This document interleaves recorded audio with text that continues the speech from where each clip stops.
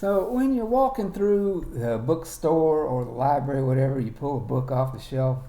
What do you do when you look at it to see whether or not you want to buy it or check it out? You flip to the middle, very first page, the last page. What do you do? So let's say you pull this book off the shelf, flip to the first paragraph of the first page, and you read this. I wedged my daughter's Pampers with peyote and snorted a mushy mound off the toilet paper dispenser in the airport bathroom. Mescaline melted into my rectum. Inebriated ballerinas pirouetted through metal detectors. I snatched my sneakers from a bubblegum braille bin. Families winced when stowaway stench sabotaged their nostrils.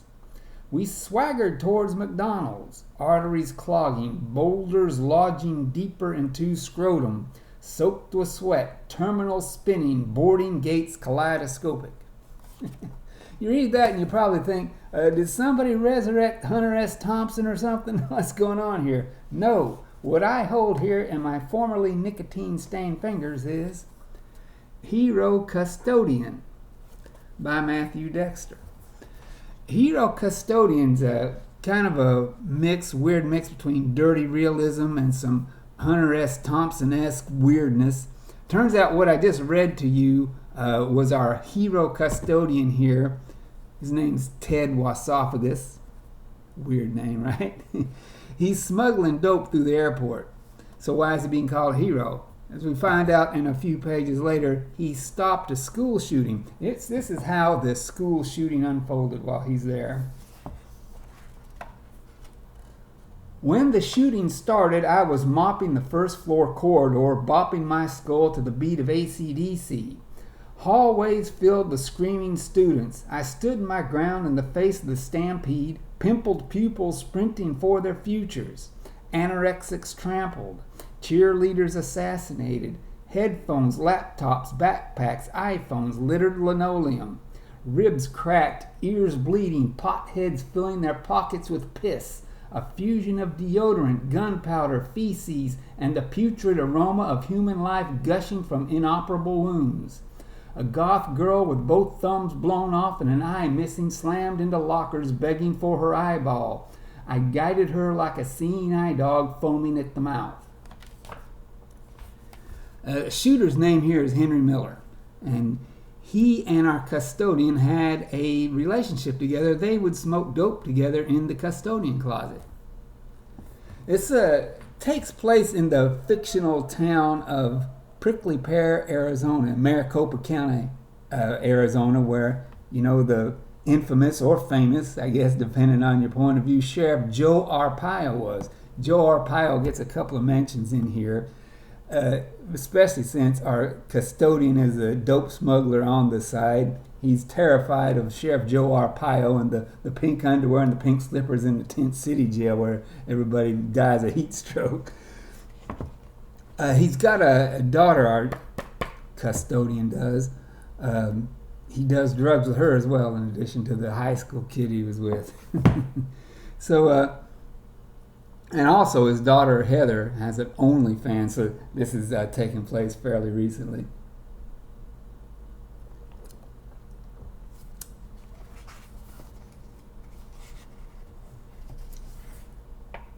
I do drugs with my daughter. It doesn't make me a horrible person, it makes me a horrific father.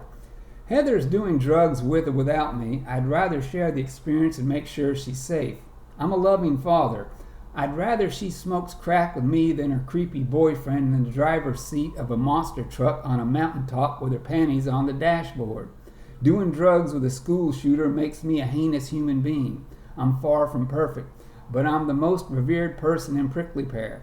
I'm a juxtaposition of Resident Evil and the most venerated resident this town ever saw.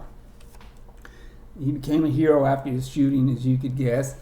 In fact, they get the GoFundMe comes at him. There's even one resident let him have a house for a little while anyway. But he's still, even after all this, he regards himself as a scumbag. And you probably think, well,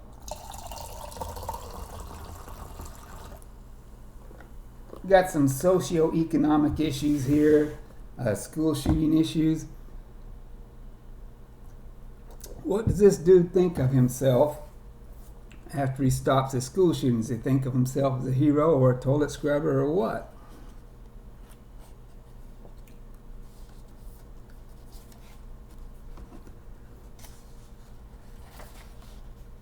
You might assume it takes humongous balls to become a school shooting hero, but my testicles are minuscule. Not all heroes are decent. Innumerable are evil in secret. I should be shanked in the jugular. My conscience is carved by a festoon of fire ants. Custodians do dirty things. Everybody does. Living is filthy.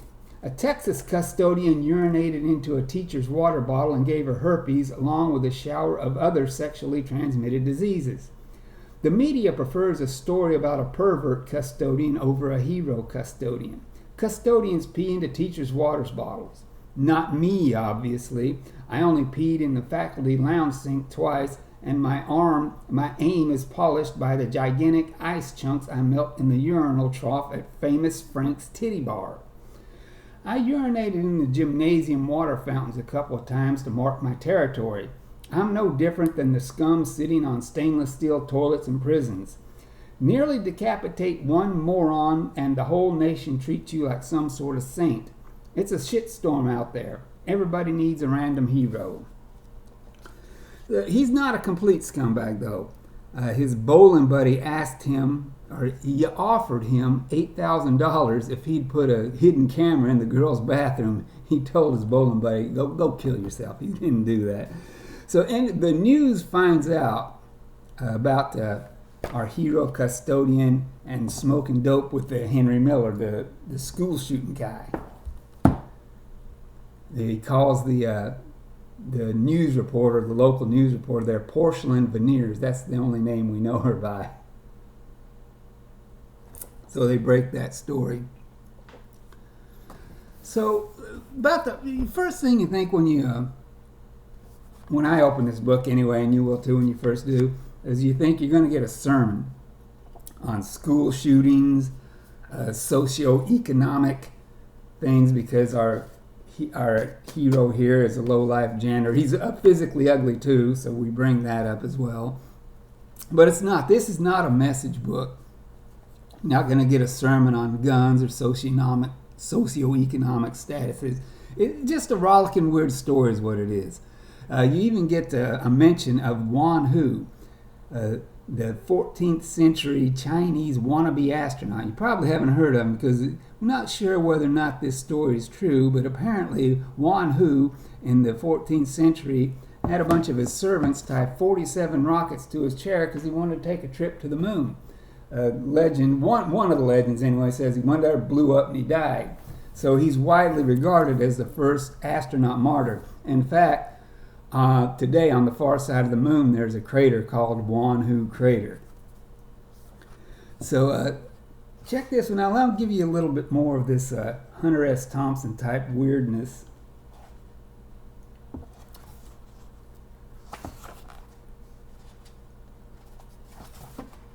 A lonely custodian senses psychosis in vulgar highways. Goons glanced over a gooey bathroom partition. I hung upside down, quivering, face flushed, choking on toilet water, 15 fingers popping cysts, a bulky ringleader of tormentors sitting on my head, aiming pimple discharge at my eyeballs. Cuticles nothing more than polio string cheese. Okay, there you go. Check this one out. Hero Custodian by Matthew Dexter.